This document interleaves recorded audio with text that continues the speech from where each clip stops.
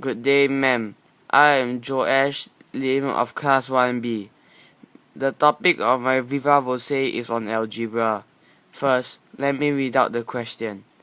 N is n years old and Beryl is 3 years younger than n.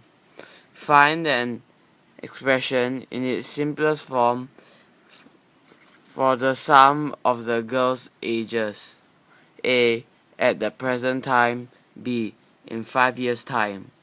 For A, n is n years old, and since Beryl is 3 years younger than n, she is n minus 3 years old.